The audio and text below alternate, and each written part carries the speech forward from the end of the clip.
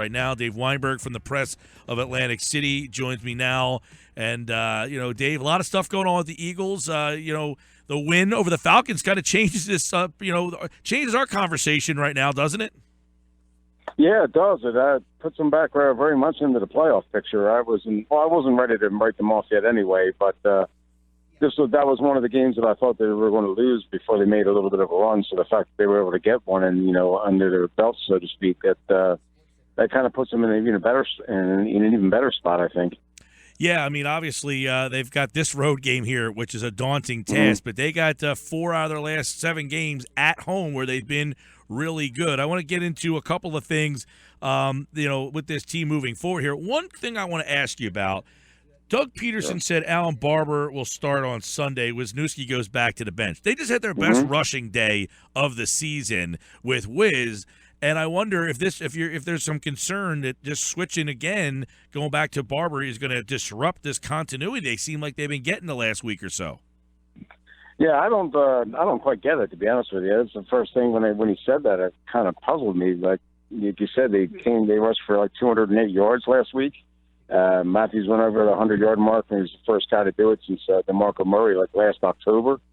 I don't know why you would mess with a good thing. I mean, I know that Barbre supposedly had a very good start to the season, and I know he's healthy again, but it just seems to me like Wisniewski played pretty well, so, and Unit's playing well as a group, so I don't know why you would change it up. Yeah. He kind of hinted at it the other day, though, when he said, Wisniewski's limited athletically, but he's doing a good job. Kind of tell me, okay, well, Barbre's going back as soon as he's ready. Yeah, no, and I figured that it was Barbre because he kind of had been raving about him, but this might be a situation in Seattle on the road where if I'm Doug Peterson, I might be giving Barbre reps in practice at right tackle in the event that Vaitai struggles like he did in Washington, so that he's prepared and ready to go and play there if they need him on Sunday, and then maybe ease him back into the guard spot.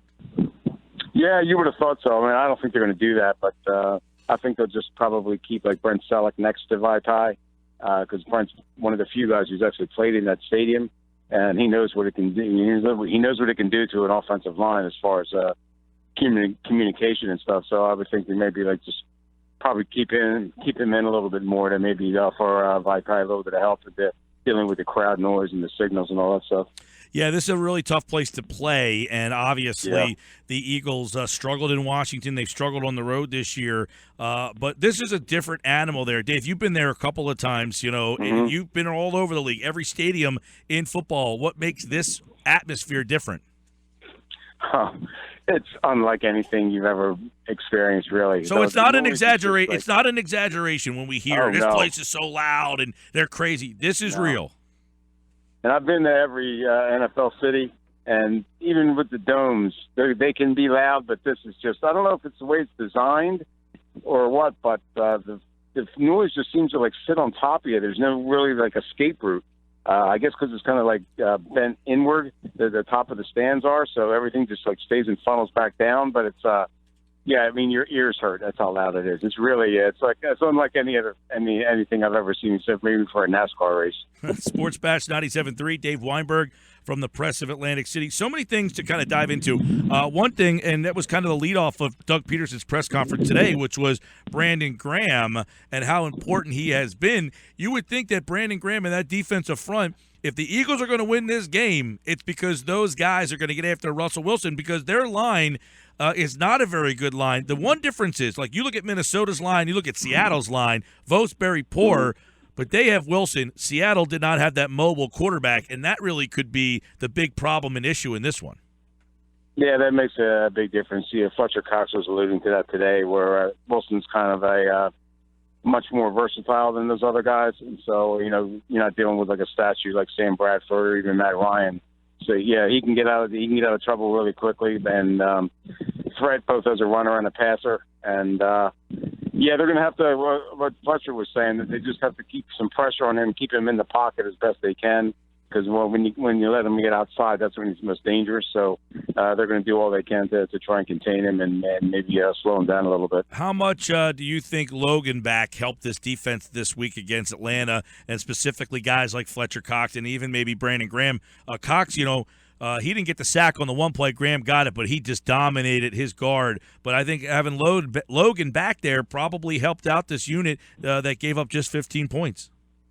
Yeah, they weren't able to focus on Fletcher and Brandon as much because Logan is such a disruptive influence, especially in the run game too. But yeah, he doesn't get, like we've talked about before, he doesn't get a lot of credit because he doesn't get a whole bunch of sacks or tackles even. But yeah, he pretty much collapses the middle, takes on 2 and 3 blockers at a time, and that kind of frees up stuff for everybody else. So yeah, the fact that they had him back there, I thought that was a huge difference maker on Sunday. Dave Weinberg's with us. Eagles and the Seahawks coming up. And, one thing's for sure, we just talked about the line running the ball. But if the Eagles are to make a playoff push, Dave, is it Ryan Matthews that has to become their guy? I know Sproles is the dynamic guy, but I've heard NFL players talk about, in fact, Lynch brought this up in the game. He said, hey, when you have a guy that's just plodding down at you, you're not ready for when the change of pace guy comes in. That makes him much more effective. So does Ryan Matthews almost have to be in the role that he was in on Sunday for this team to make the playoffs? I would say him and Smallwood both. They seem to be similar type of runners. Smallwood's a pretty powerful guy too, I think. So yeah, if you can use both of them to just, like you said, it's kind of almost like having different pitchers. One that can throw heat as opposed to a guy who changes speeds. And yeah, if you can just wear down a defense with just one kind of style, and then you have Sproles automatically who changes things up, very elusive, dynamic, like you said. As a mismatch for any. If you spread him out wide, I mean, there's not a linebacker and a safety that can cover him. So, yeah, I think the combination of the two works really well. You can't really have Darren as your go-to guy. I just don't think it works. So, yeah, the fact that you can have Ryan out there to punish defenses, if you will, I think that's the perfect formula for them to have different styles in there at different points of the game. And I agree that you threw Wendell Smallwood in there because I like the way they split him up like 19-13. I think that's a good split there. Using Sproles as the guy to catch the ball, he had 8 catches. They also had Ertz, and that was a theme all week that their linebackers were weak and that the slot corner pulled the undrafted rookie that you could pick on him. So Matthews and Ertz both were in there. But the other wide receivers, Dave, they got issues, man. And we talk about it almost every week, but now they're to the point where we're getting to the nitty-gritty here. And that 3rd down and 2 play, yeah, the throw's behind Aguilar. But I'm wondering at this point, why the heck do they even call that play with the way Aguilar has been this year? Yeah, he's really struggling and it seems like his confidence is really getting affected by it too. Or, he'll drop like the first pass and then you just see it. It seems to affect him the rest of the game. He can never get his bearings under him, and it's almost like sad to watch. It's just him and even Dorial Green-Beckham, who I thought was really going to be. I thought he was, like we mentioned before, I thought he was poised to be like their go-to deep guy, but he's struggled just as much, and they don't seem to have an answer for it. Even Jordan Matthews, as much as productive as he's been, he's also dropped his share of passes too. So I think they're probably going to have to rely more on. Even Carson Wentz mentioned it today that he seems to be developing more of a chemistry with Zach Ertz. That's that good. Wasn't there in the beginning of the year. Yeah, so I think that you'll see him become even more of a factor in the passing game. The Eagles have been playing well at home. It's good to see that home field advantage back there. They get that win 24-15. We mentioned they got 4 out of their last 7 games at home. They got to go on the road, though, to Seattle, Cincinnati, and Baltimore. They're their 3 road games. Then they got the 2 games to close out the year at home. What do you think, Dave, is the record that it's going to take for that wild card berth? Because you got right now the Giants at 6-3 with Cleveland and Chicago on the horizon here. They got to be feeling pretty good. But what is that second wild card record for you?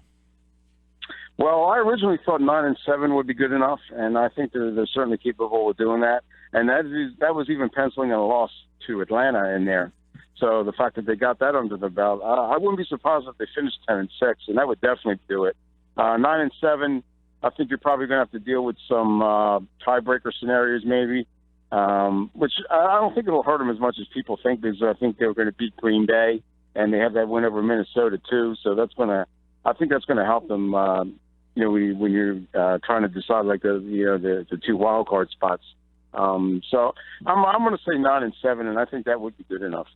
Yeah, and it's interesting because the two road games they have after this one are AFC teams, so it wouldn't really hurt them in the tie-breaking situations. They got NFC teams all lined up at home, Dallas to close out the season, and you wonder where that game is even going to mean for Dallas, because you would think that they would have a stranglehold here. So the schedule's kind of interesting for them, but this is a daunting task at Seattle. Russell Wilson's a different kind of player, but overall, I don't know, Dave, where the Eagles' offense gets yards in this game. I just struggle to find them moving the ball. If they take away your run, they're not getting open against this team. Yeah, I'm having a hard time trying to see a scenario where they win.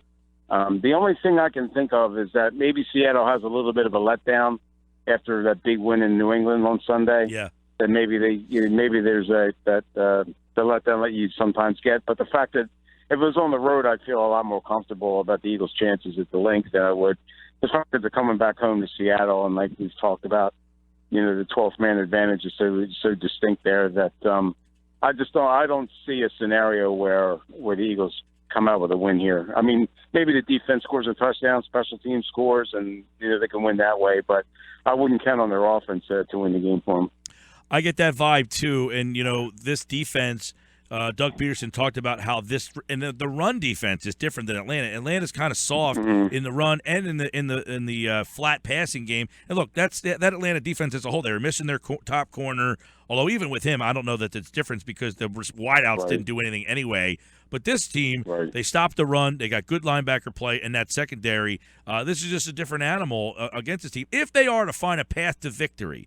The president, they didn't have a path to victory until the actual election day. So, yeah, there you go. What is the path to victory for Philly if they are to map up the perfect blueprint? The path is defense scores a touchdown. Maybe they return a Russell Wilson interception for a pick six. And as I said, maybe Sproles or even Smallwood or Kenyon Barner returns a kickoff for a touchdown. If they can get touchdowns from their defense and or their special teams, I think that's the way that they can go out there and do it. Maybe squeak out like a 21-20 win or something like that. Yeah. But I don't see I think the Eagles' defense will be okay. I don't think Seattle's going to put up a ton of points, but I just don't see the Eagles scoring at all on offense. So they're going to have to rely on their defense and their special teams to pull this one out. The one thing I agree with you on, Dave, is, I had said last week, you got Philly playing Atlanta, and then you got to go to Seattle, who's most likely going to be coming off of a loss on the road against New England, and then you're coming home. You got to refocus up, and that's a big game for them. They have a 2-game lead. They just won on the road at New England. That was probably the best-case scenario for them. So you're right. I think that's the best-case scenario, is to find them or catch them in kind of an off week in a game that, that they might be overlooking here a little bit. But if that happens, you look at the Eagles' defense, and I think you're right. Getting a score in this game really can change things, but they are certainly going to have their hands full here, because I think Russell Wilson, I don't know about you, I think he's one of the toughest guys in this league to defend. Oh, heck yeah. Yeah, look, like we were talking about before, his versatility just makes him such a threat where, you think you have him bottled up, you think you have everything covered, and then he just breaks loose for like a 20, 25-yard gain. And as Pete Carroll was saying in his conference call today, that the reason they trust him so much is because he's so smart with the football. Like with Wentz, you're always like cringing almost when he takes off because you're afraid he's going to take a big hit. But nobody ever gets a clean shot on Russell Wilson. He'll either get out of bounds when he needs to or slide when he needs to, but you never see him trying to like run over anybody or somebody trying to, really take his head off when he's outside the pocket, because he just has that field awareness where he knows where everybody is around him. Knows when to get out of trouble without taking that big hit, and that's what you really need with a quarterback as mobile as him. All right, Eagles in the Seahawks this Sunday right here on 97.3 ESPN. The coverage starts at 3 o'clock. You can hear the game with Merrill and Mike at 4:25. I know, Dave, your column in the Press of Atlantic City was on the boxing front. Kovalov Ward, you think that should be right here in Atlantic City. Of course, it is not. Right, I do. That was if there ever was an Atlantic City fight, that was it. Kovalev has fought there 3 times at Boardwalk Hall, or not at Boardwalk Hall all 3 times, but in Atlantic City. Has a pretty nice following on the East Coast. Ward doesn't really have like a draw anywhere. He's kind of an LA kind of guy or Oakland kind of guy, and doesn't really have a huge fan base, but he has fought in Atlantic City once. He's never fought in Vegas before, so it just made perfect sense to me to bring that fight to the boardwalk. But for whatever reason, it just doesn't seem like the casinos are as interested in backing boxing as they used to be, and it's really a shame because I think that's the one sport that kind of separates us from like some of the other venues. You know, it's just I think boxing can really succeed there if they could just put some draw up some interest with it. And then why they can't, I just have no idea. Well, and it feels really like, Dave, in a city that is trying to get away from just being known as gaming and trying to find other reasons for people to come, that this would be the perfect time to get back on that. Unfortunately, I guess you need the casinos to back the fights to come in. Yeah, you do. You need their financial backing. You need them to be willing to, bring their big-time players there. And Caesars was carrying the ball for so long, and now that they're going through their financial difficulties, that seems to be the real stumbling block. They were the ones who pretty much single-handedly, brought boxing to Boardwalk Hall for probably the last 20 years after Trump's financial difficulties kind of, he kind of dropped out of the boxing game after Tyson's heyday, and Caesars really stepped up to the plate. But now that they're struggling, no one else seems willing to do it. I don't know. Maybe it's the proximity to Boardwalk Hall. Like Borgata is so far away. Maybe they don't trust their customers to go there and then come all the way back. Or I don't know what it is. But you're right. I mean, Atlantic City needs all the outside entertainment they can get, and sports seems to really be the perfect thing to fit that bill. But I don't know. I don't know what the answer is. Well, I guess I'm really frustrated by it. Yeah, and well, how about a couple other questions on that front. Sure. UFC that doesn't fit in that building. Too small? Is it too small? Well, it didn't used to be because they had like 3 or 4 or 5 shows there, and I don't know if people know, but UFC actually really got its start in Atlantic City. They were the ones who developed the unified rules that kind of legitimized the sport. And they had their first couple shows out in the West Coast, but their first big show was at the Taj Mahal, and then kind of outgrew that to Boardwalk Hall. But, I mean, Boardwalk Hall can fit 12,000, 14,000 people. You're probably not going to get like the mega show like you had at the Garden the other night there. But I still think the UFC has a shot to make it there. But now with Dave Schaller leaving, and he's a Atlantic City guy, and now that he's Sixers, I don't know if they have that inroad to maybe bring it back a little bit. Well, we did see the Sixers play a preseason game. I guess it didn't do well enough for them to come back. We saw the Soul there. They didn't come back. So I guess, there's a lot of frustration sometimes when that building does get some action. It's really puzzling to me. I just don't, like you said, and there was a time they had a minor league hockey team there. They had the Atlanta 10 basketball tournament there that seemed to do pretty well. But you actually had those big college basketball games too a couple of years back. The Legends Classics where you had Michigan State and you had Villanova played there. It's amazing that they can't keep. Well, I guess it goes on the fact that they can't draw when those things come. Maybe that's it. I don't know. Boxing does draw, though. I've been in there for boxing, and they draw. Yeah, when you got the right fight there, there's nothing like it. There isn't. I mean, it's just the electricity and the energy is just it gives you chills to sit there and just like take it all in. And I don't know if they've never been to one or what, but it's just I don't get it because I think the Kovalev Ward fight, that's going to be the best fight that's come down the pike in a long, long time. You very rarely get 2 elite guys at the tops of their game. I mean, I know Mayweather and Pacquiao got a lot of hype, but those guys are both pretty much over the hill.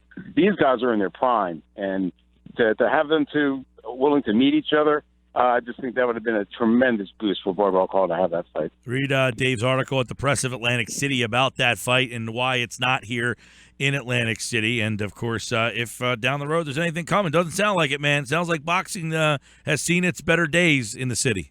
Yeah, unfortunately, I think you might be right. I'm hoping that it changes, but it doesn't look too good at the moment. All right, Dave Weinberg, Press of Atlantic City, covering the Eagles, and, of course, their boxing writer as well, Hall of Fame boxing writer, and, of course, every Wednesday here on the Sports Bash. Dave, enjoy Seattle. That's a nice flight. Oh, yeah, it's one of my favorite cities. I'm looking forward to it. All right, pal. Take care. Thanks, Mike.